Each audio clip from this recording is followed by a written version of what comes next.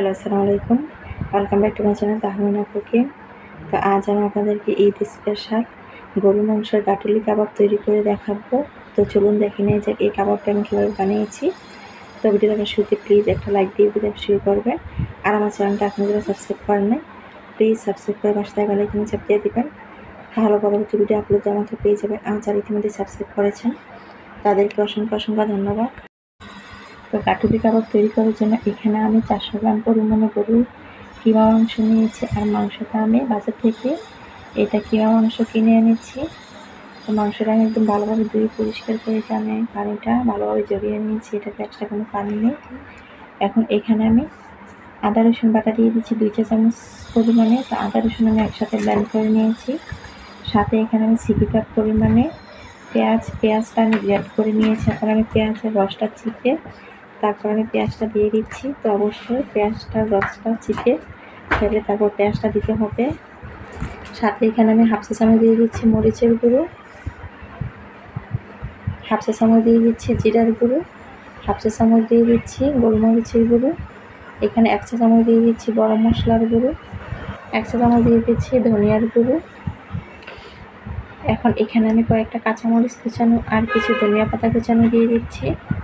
সাথে এখানে আমি হাফ কাপ পরিমাণে পেঁয়াজ বেরেস্তা দিয়ে দিচ্ছি। তো দিয়ে সব কিছু একসাথে আমি এই কিমা মাংসটার সাথে ভালোভাবে এটা আমি মাখিয়ে নেব। তো এটা আমি একদম ভালোভাবে মাখিয়ে এখন এটা আমি ব্লেন্ড করে নিব। তো এটা আমি এখন ব্লেন্ডারে মগের মধ্যে নিয়ে নিচ্ছি। তো নিয়ে এটা আমি ব্লেন্ড করে ফিরে আসছি। তো আমি মাংসটা ব্লেন্ড করে নিয়ে আসলাম। আর অবশ্যই এটা একদম মিহিভাবে ব্লেন্ড করে নিতে হবে। তো আমি সবগুলো মাংস এটা একদম ভালোভাবে ব্লেন্ড করে নিয়েছি। তো এখন এখানে আমি একটা প্যানের মধ্যে 1/4 কাপ পরিমাণে বেসন দিয়ে দিচ্ছি। তো বেসনটা আমি একটু হালকা তাপে এটা আমি ভেজে নেব। তো অবশ্যই চুলার হিটটা কমিয়ে দিয়ে এটা ভেজে নিতে হবে, না হয় আবার চুলার হিট বাড়িয়ে দিয়ে এটা ভাজা যাবে না, তাহলে পুড়ে যাবে। তো আমি এই বেসনটা একটু টেলে নিচ্ছি। তো আমার বেসনটা হয়ে গিয়েছে। এখন আমি এই কাবাবের মাংসটার সাথে এই বেসনটা দিয়ে দিচ্ছি। সাথে এখানে আমি ঘি দিয়ে দিব 2 টেবিল চামচ পরিমাণে। তো অবশ্যই এই কাবাবটার মধ্যে ঘি দিতে হবে। সাথে এখানে আমি স্বাদ মতো লবণ দিয়ে দিচ্ছি। দিয়ে এটা আমি হাত দিয়ে একদম ভালোভাবে এটা মাখিয়ে নিব। তো এটা হাত দিয়ে একদম ভালোভাবে মাখিয়ে তারপরে আপনাদের কাছে যদি কয়লা থাকে তাহলে এটা কয়লা একটু পুড়িয়ে তারপর কয়লার স্মোক দিতে পারেন। আমার কাছে কয়লা ছিল না, তাই কয়লার কোনো স্মোক দিতে পারি নাই। এখন এখানে আমি 1 টেবিল চামচ পরিমাণে সরিষার তেল দিয়ে দিচ্ছি। তো সরিষার তেলটা দিয়ে আবারও হাত দিয়ে একটু ভালোভাবে এটা মাখিয়ে নেব। তো কাবাবের মাংসটা আমি একটু ভালোভাবে মাখিয়ে নিলাম। এখন আমি হাতের মধ্যে নিয়ে একটু চ্যাপটা করে এগুলো আমি ভেজে নেব।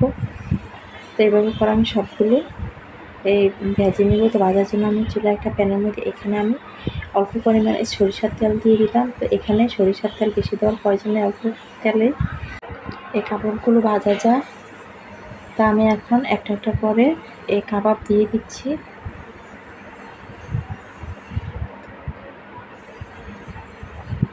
তা এভাবে করে মোট করে এই কাবাবগুলো দিয়ে তারপর আমি কাবাবগুলো ভেজে নেব।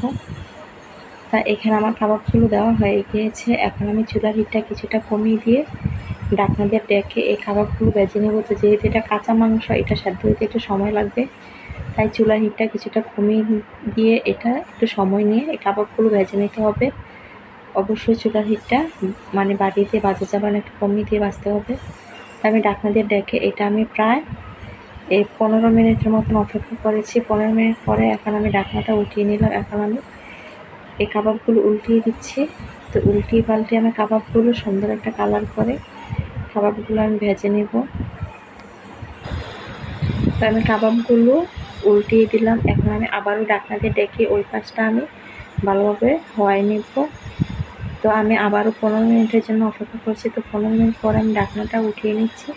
আর এর মধ্যে আমার কাবাবগুলো হয়ে গিয়েছে। তো তো উল্টিয়ে পাল্টিয়ে সুন্দর একটা কালার করে আমি কাবাবগুলো ভেজে নেব। তো এখন আমি তেলটা ঝেড়ে কাবাবগুলো উঠিয়ে নিচ্ছি। তো উঠিয়ে আমি আপনাদের পরিবেশন করে দেখাচ্ছি। তো এই কাবাবটা আপনারা যে কোনো সসের সাথে এটা পরিবেশন করতে পারেন। তো হয়ে গিয়েছে ঈদ স্পেশাল গরুর মাংসের গাটুলি কাবাবের রেসিপি। আর এই রেসিপি যদি আপনার ভালো লেগে থাকে প্লিজ লাইক, কমেন্ট এবং শেয়ার করে দেবেন। সবাই ভালো থাকবেন, সুস্থ থাকবেন। আজ এ পর্যন্তই। আজকের জন্য আল্লাহ হাফেজ।